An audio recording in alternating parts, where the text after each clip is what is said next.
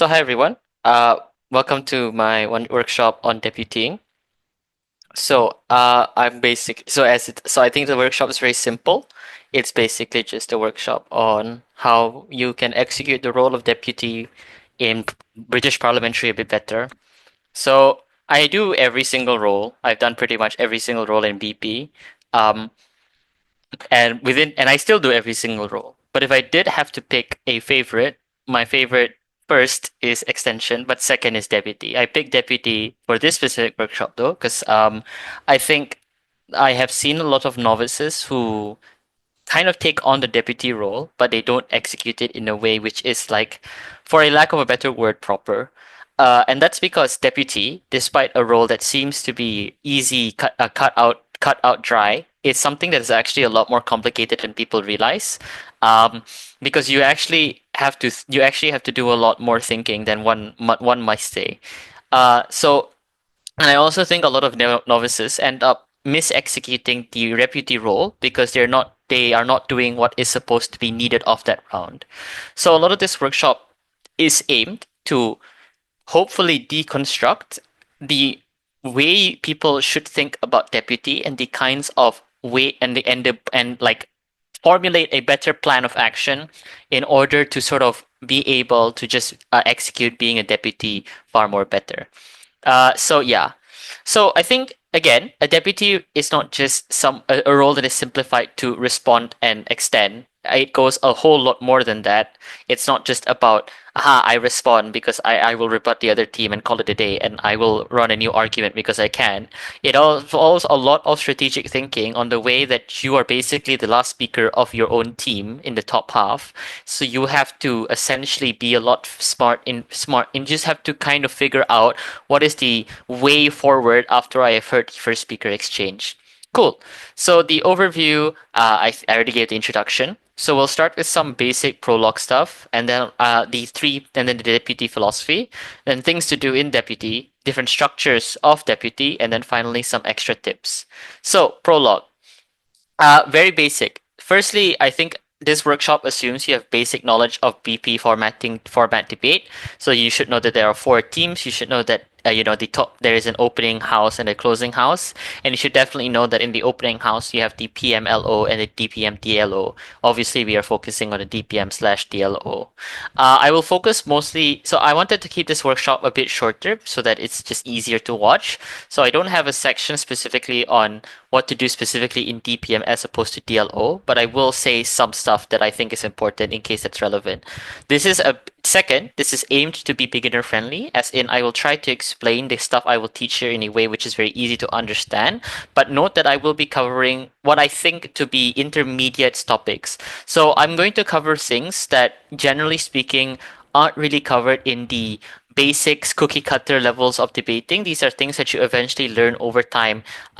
Things like different ways and structures, different ways to think about your role and how you can execute your role in different ways. Because debating is a very fluid sport in which you're not just stuck to one kind of speech, but you have a variety of different things you can do in one speech. And I think that's beautiful. That's kind of beautiful, right? Because every single speech you give is going to be different.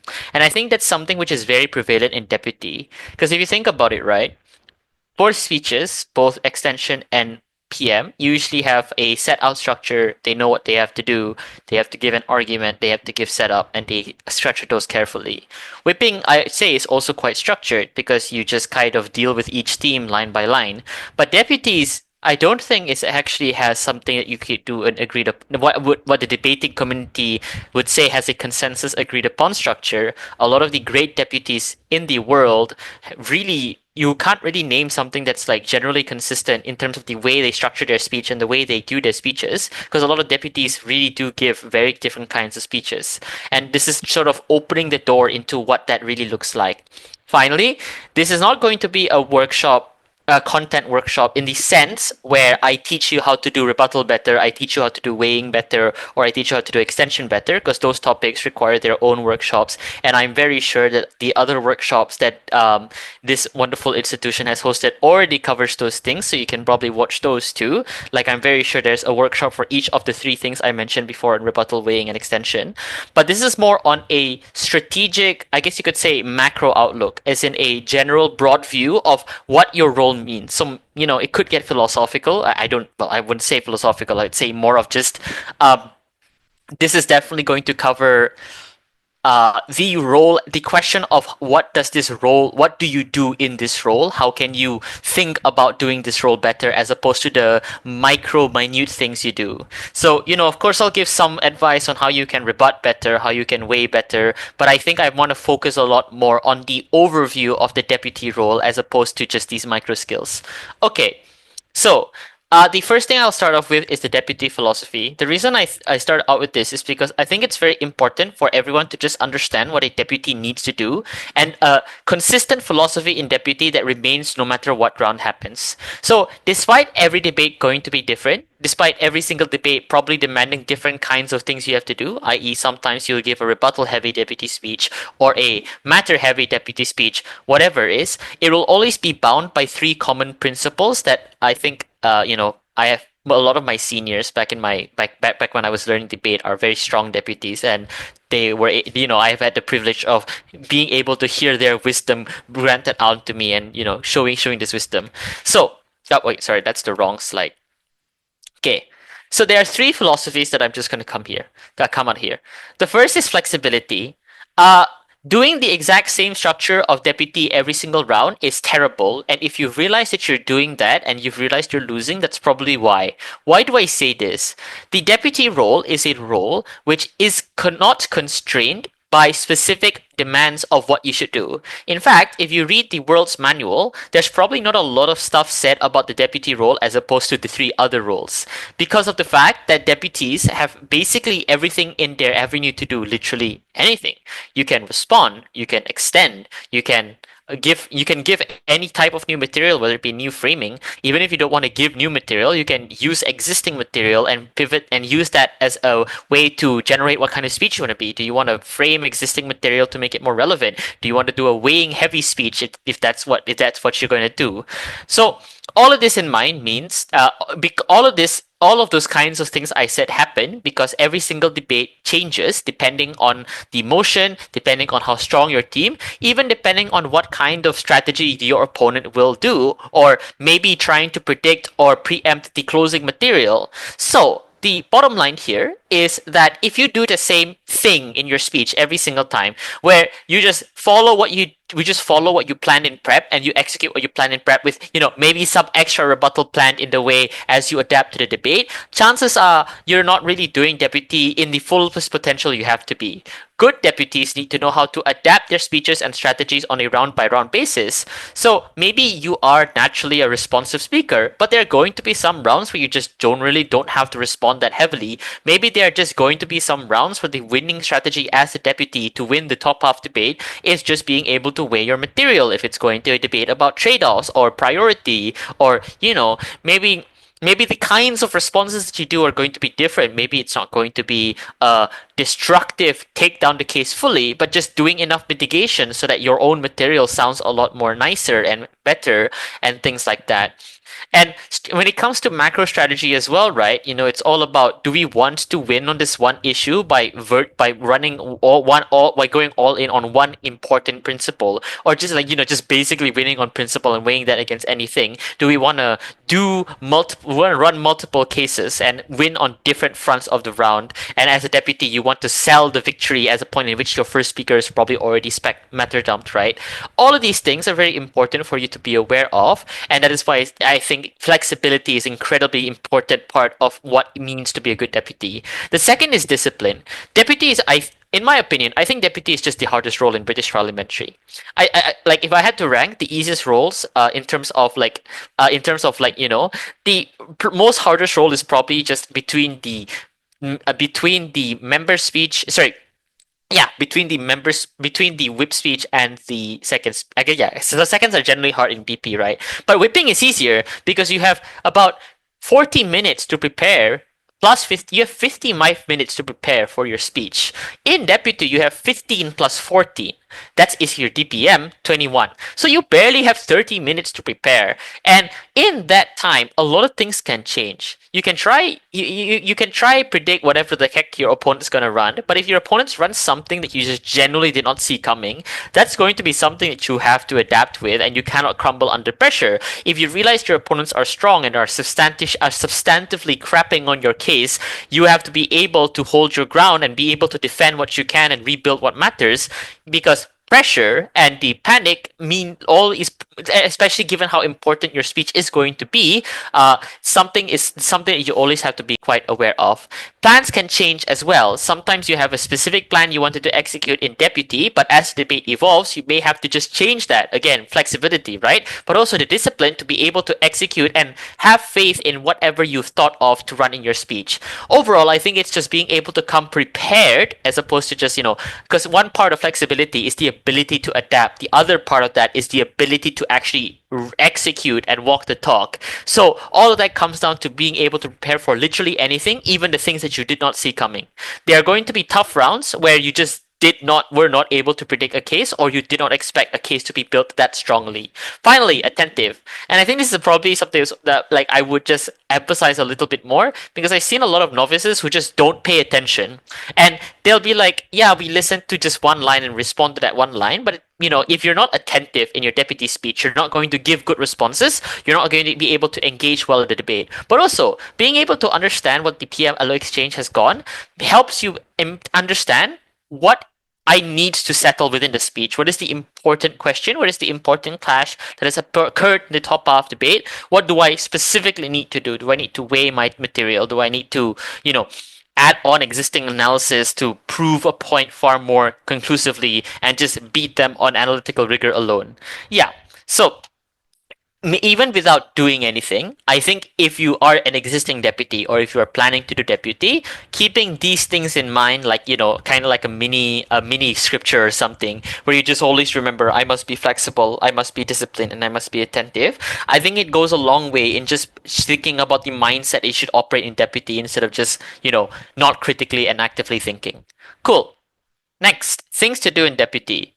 I think this is kind of cut and dry. Oh, okay. So the first is of course being able to pivot the case if needed from the other side. Basically, just rebuttal. Again, I won't focus on how to do good rebuttal. I just think that it's important to remember that you should probably do rebuttal. Disprove the logic of your opposition. Now, I think there's been when it comes to rebuttal, right?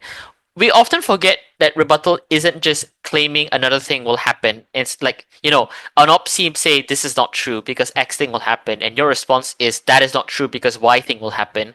That's not direct rebuttal. That's just mitigating, i.e., you're trying to explain that another thing would occur in response to that.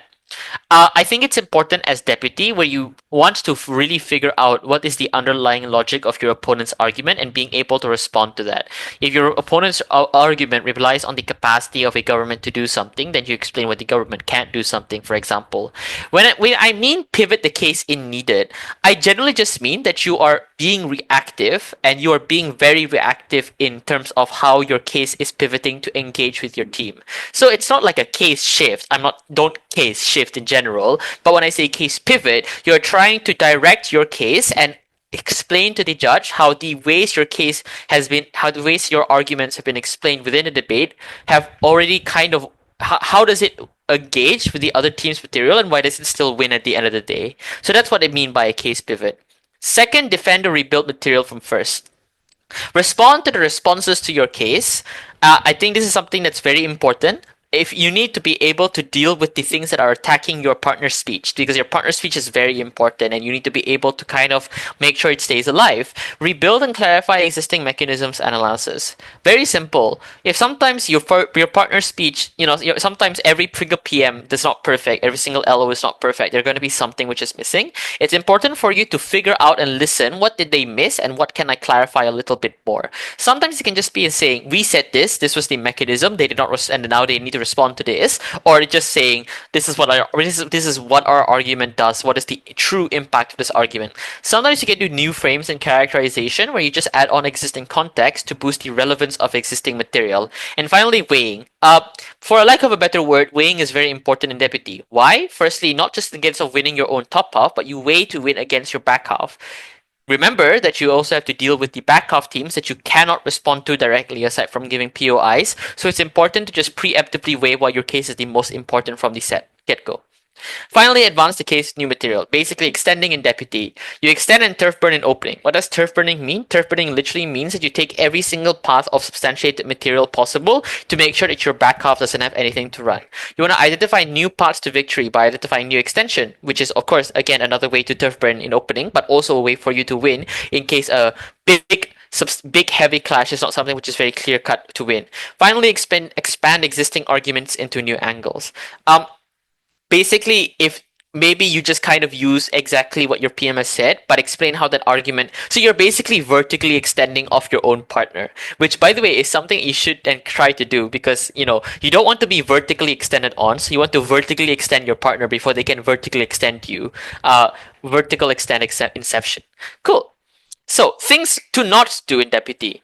Don't regurgitate your partner's speech. I am a judge, and I hate it when deputies' entire speech is just repeating what their partner has said. You will get tanked, and there are just many other things you can do for paraphrasing stuff. This is very clear-cut advice. Second, don't strawman and misrepresent. Many novices do this, and sometimes, sometimes even experienced debaters still do this.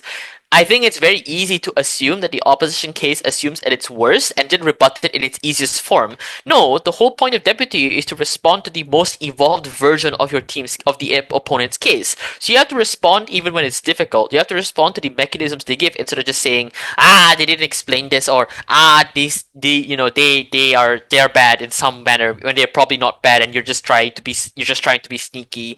But they're just gonna be smart. They're gonna call you out, and you're probably gonna get a fourth, or you're gonna lose top off. Finally, I've noticed that deputies act like your partner's speech had already won a debate. Don't do this. Don't assume that your partner has won the debate. You always want to be, I'm not saying be pessimistic, but you should always be devil's advocate and be realistic. You need to always figure out if your partner has missed something that you should probably figure out that you need to work on, i.e. if they did miss if they did not fulfill a specific burden in their argument, you probably want to cover that burden. If there was a pretty important preemption, let's say your opposition, you're opening up, and PM gives a pretty cool preemptive framing, and you just realize that your argument is preempted already from the get-go, you need to be able to deal with that preemption first, and things like that, because your LO did not respond to the so overall, make sure that you are not being, for lack of a better word, convenient. There are good convenient and there's bad convenient. I think bad convenient is just very bad for debating. Different structures. I think this is where the bulk of the workshop is going to be, because I think a whole part of deputy is the way that you decide your structure. When I talk about structure, there are two kinds of structure. The first is case direction structure, which is basically what different skills do you decide to give more limelight to and focus on? Is your depth speech going to be rebuttal heavy? Is it going to be matter dump heavy? Is it going to be frame and weigh heavy? Or is it just going to be a my first has already won the debate heavy? I know I said don't regurgitate, but there's a specific kind of deputies where you have already realized your first speaker has kind of won from first, and your only role right now is just to secure the victory by using his speech as a avenue for everything else, in terms of just doing a lot of the commentary and things like that. Then there's the actual speech structure. So there are three kinds that I kind of found. First is rebuttal into rebuilding into extension. I kind of missed that. So it's rebuttal, rebuild, extend, RRE. And then there's clash structure / pinpointing the speech into the questions of the round. Finally, vibes, which is what I like to do. Cool. Case direction structure. What approach should you use? The first is the simp approach, which is basically you want to defend your partner's material. You want to go all in on, hey, my partner is very important. This is very important to use if you realize that your case is in danger and you need to rebuild it, and there's just not much new extension you can use. So, for example, you're going up against a particularly strong, responsive top half team who is kind of basically point out a lot of holes in your partner's speech. You have to rebuild it, or else you're kind of gone. Because like, think about it: if you extend, but your partner's speech is kind of gone, then you are literally the only path of victory, and the DLO just has every time the DLO, for example, if your OG has every time possible to just kind of crap on your speech right away. Uh, so this is very important to consider in terms of just using if your case is in danger, and you just need to be able to clarify existing material. Secondly, martyrdom. Basically giving a second PM speech or a second LO speech. You want to use this either if you know that your PM has won the debate and you really don't need to rebuild it, and you can figure out other new pieces of material that you probably still need to use to be able to preempt your closing team. Again, a huge part of deputy is not just win top half, it's also winning back half and winning the diagonal. You want to win against every other team without even being able to deal with what they're saying off the bat. The way you do that is just saying stuff which matters. Running a whole bunch of substantive material, whether it identifies a different win condition, whether you're proving why a specific point of weighing or why a specific principle would occur. Maybe you just run other reasons to why X thing would be done well, etc., and things like that, so that not only do you have proof, not only have you proven a burden quite well, you have a lot of analysis which must be weighed. The judges will weigh that in consideration to the round. Of course, you still need to respond. Don't just martyrdom without responding to the other team. I've seen some deputies do this, even though they're good for speeches. They generally aren't able to do this. Sometimes I'm even a victim of this, where I, like, functionally sometimes. You want to use this if you feel like your case is in danger, but you generally can't defend your own case, i.e. the responses were quite strong, so you kind of need to attack their case too. So then it becomes a battle of, if both cases are crap, now you have to win. Sometimes you can also just use this if your case is solid and you feel like your opponent is a threat and you want to take down their case. Finally, frame and wing. Sometimes rebuttal is just not easy to do. Sometimes your first is probably, and sometimes the debate is just generally, this is a probably niche kind of deputy where a huge part of it is just explaining and framing how existing material, i.e. what your first has done, is positioned in a way to fight on the metrics or the questions or the debate that matters the most. Alright, in terms of actual speech structure, first on rebuttal, rebuild, extension. This is the tried and tested approach that most deputies do. This is the easiest for judges to follow and probably the easiest to execute. If you explain your rebuttals first in your speech, they're very clear. New material is credited heavily, and extensions are very easy to run. Of course, and you're rebuilding as well. The cons of the structure. Firstly, the misuse of the structure can be costly, i.e. you spend too little time on rebuttal or you spend too little time rebuilding. Second, you need to have good time efficiency. You need to be able to do 3 parts of your speech, and these are going to be quite heavy. You have to do a lot of things to respond to. You probably have like maybe 2 extensions you need to be able to complete, but sometimes you realize that you extended way too late, so there's just no point of giving the extension in the first place. Maybe the rebuilding is something that is important as well, but you didn't do the rebuilding part. Secondly, clashes. Funnily enough, a lot of pro high-level deputies actually do clash-by-clash structure in the deputy speech. I think good examples of the deputies that do this are XK, Tejas. Australians love to do whip clashes in deputies. I think, yeah. Australians really love doing clashes in deputy, to my knowledge, at least the Australians that I've watched, specifically the Sydney debaters of the modern era. Cool. So basically, the pro of this is that PM-LO exchanges often form the crux of what the top half clash is going to be. So if you're just able to think like a whip and whip from deputy, you kind of already secure your team's victory because you're pinpointing the important questions and you're winning on those clashes in the top half debate. The cons is that this structure is not so straightforward and it's difficult to compartmentalize when you've only got, like, again, 30 minutes to kind of sort the debate into relevant themes. And sometimes it can be redundant if you're just winning on one clash. You might as well just do new material stuff, etc. and things like that. Cool. More on speech structure. Vibes. So, this is on vibes specifically. Vibes is the way I go to. What do I mean by vibes? Vibes basically mean that you don't pick a specific structure. And again, this is going back to my philosophy of what I said of deputies need to be quite flexible. And I don't really have a specific style. I change my structure every single round depending on what is needed and required of the debate. Let's say the debate is likely to be one on pure matter dumping alone. You run 3 extensions that act as integrated rebuttal alongside clarifying existing material. So I don't even flag post that I'm doing rebuttal. I'll just be like, I'm going to prove 3 things in this speech. Firstly X, A, B, C, and then D. You want to settle the top half right away, then your partner already gave a good substantiated speech, then you go full on rebuttal and you don't even need to do clarifying things, right? I think this is good because experimenting is a good way to figure out your position and your place as what makes you a good deputy. And it follows the philosophy of adapting to, generally speaking, what does the debate need as of this current moment, and how is it that I can be able to do this better. Finally, on deputy tips. Firstly, on structure. The structures I suggest here are obviously something that you should experiment with. What is comfortable for you?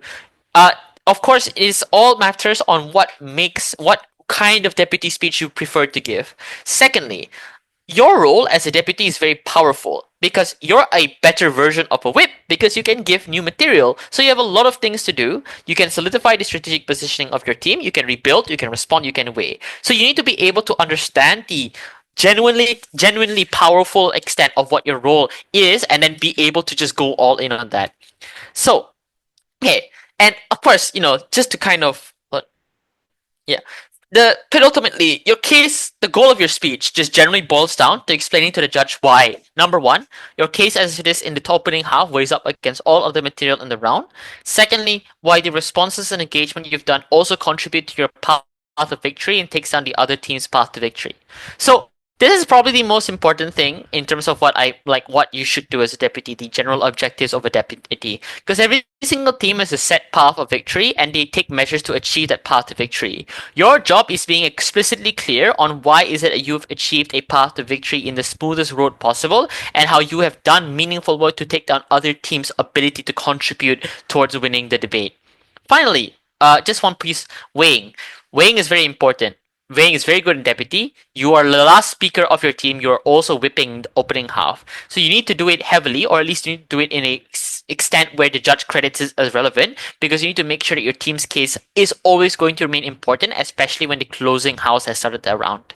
So yeah, uh, that's a pretty it's a pretty simple workshop, but I hope it's something that like you guys can kind of take away from in terms of being able to uh yeah, in terms of being able to just figure out. So that's all. I'm going to now, I think we can now helpfully start the Q&A session of this workshop, and then we can probably just end in about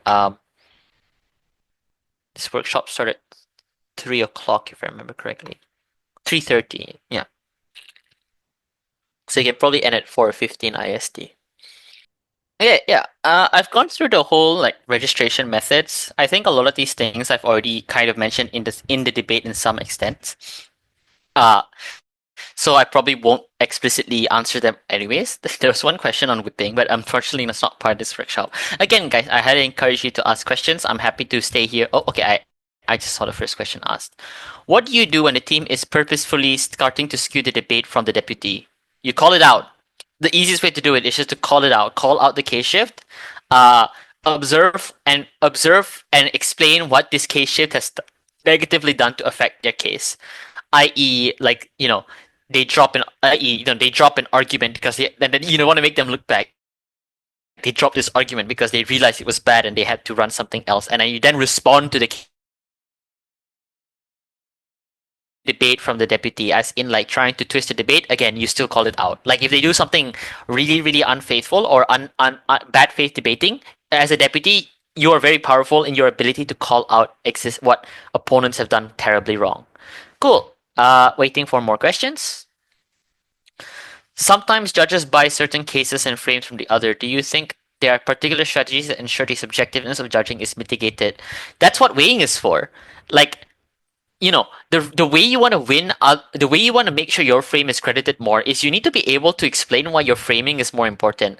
A lot of people kind of don't realize that weighing is something that can be done for anything. You don't just weigh arguments, you weigh frames and characterizations. And the way you weigh them is just to explicitly say, look, why is our framing something which is more relevant than their framing? And then the other thing you need to point out here is to respond to their framing. Other teams forget that you should rebut other teams' framing if you realize that their framing is also strong. If they're trying to say, look, haha, their case is a comparative. The true delta of this debate happens in XYZ context. Of course they wouldn't do this thing. They say, no, that's bullcrap. It actually does in this context for a few reasons. Why is this important? It's like you should be able to respond and weigh against framing as well. So that's how you make sure that you deal with the subjectiveness of judging is mitigated by just treating it as something you need to respond to. Yeah. Any other questions? Uh, Hypothetical and actor motions. Okay, so the hypothetical questions, motions, this is gonna take a while. I will try to take it short. Um, I think in terms of tackling hypothetical motions, it's just you just need to be very clear on if you are in the deputy role.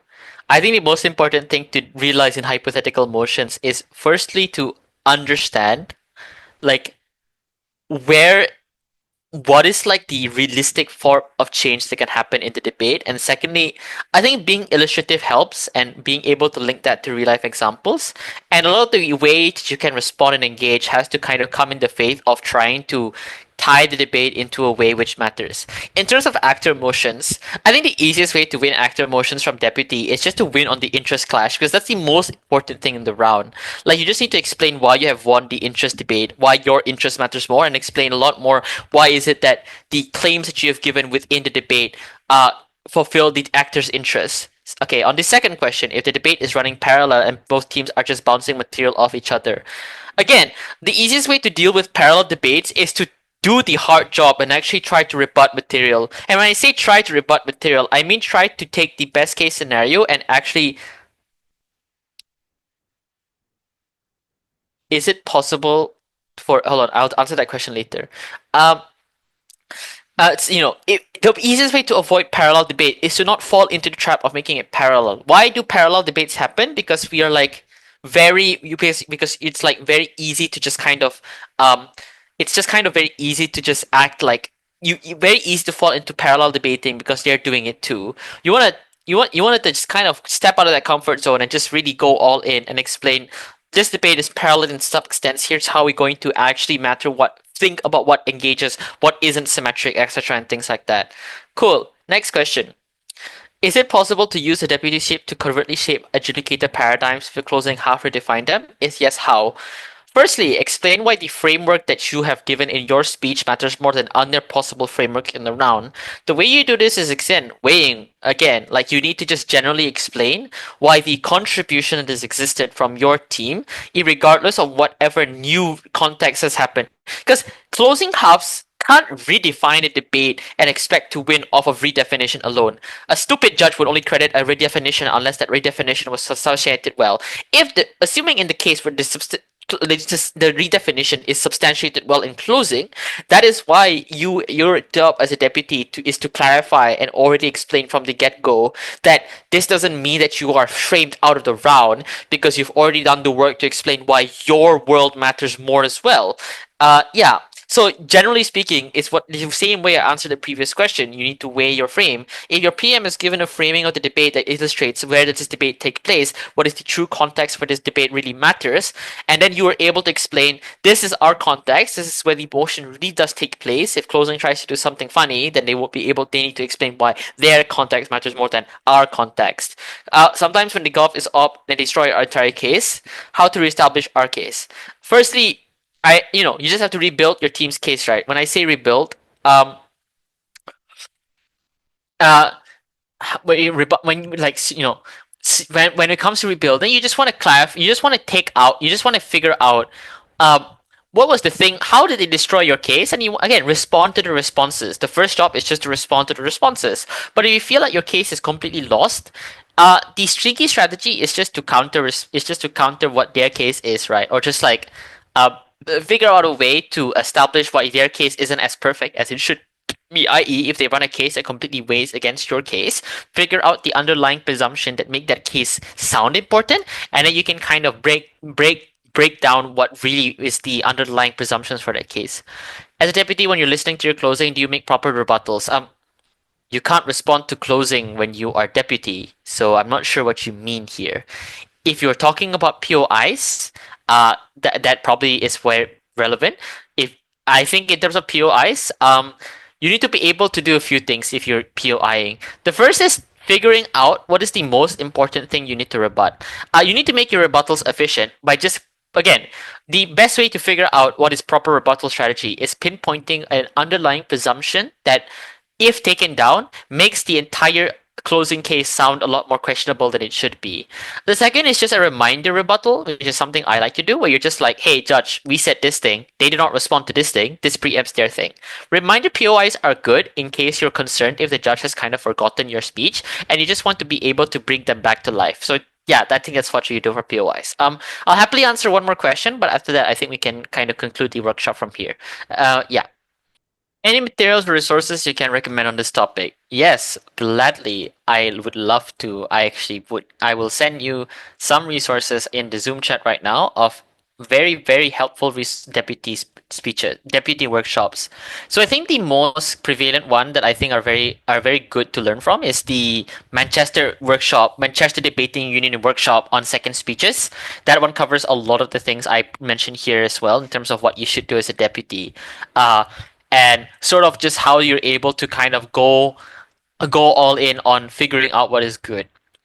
In terms of other stuff you can say, uh, there's a very classic deputy workshop given by the very, very great Rafi Marshall. That is also a worthy watch that I'll send here. But honestly, if you go to the like, if you just search up deputy workshops in YouTube, you're probably going to find quite a lot of good like workshops in terms of how you execute BP deputies. There's also one by Matt Hazel, which I watched, which is part of the EUDC Madrid 2021 program. Okay, so I'm just gonna. I just realized I can't send links for some reason. Uh, oh, okay, I know why. That's weird. Okay, let me just send the links which I mentioned quickly. Rebuttal and engagement. Yeah, whip and deputy speeches. Cool. So yeah, just some workshops I recommend. These are ones that I watched them quite a while ago, and I thought they were cool, but I kind of forgot quite a little bit of it from there. They're also they're not like only one of them is a slight-ish work. Two of them are slight-ish workshops, so that'll help you there. Okay, I think that's all. I think that's all. Thanks everyone. I know this isn't like a massively heavy content focused workshop, but I did want to keep it a bit easy and keep it more like simple in terms of just the mindset, just approaching the way you can do deputies and kind of figure out how is it that can I kind of just do deputies a little bit more better, and then everything else from there you can figure out. More debates mean you just get better at generally doing things, but also what this workshop is aimed to do is to help you approach the role much more better in case you may have realized that what is stopping me from being a slightly more better deputy than yesterday. So that's all. I'm very happy to have come here to do this workshop, and yeah, I think that we can just end it. I think can bring it back to Kaushik. Thank you so much, Imran. It was a very great workshop, and I'm pretty sure a lot of us learned quite a bit from the discussions that we've had and also the interesting questions that were asked. Thank you so much for coming on board, and we hope to have you again soon, Imran.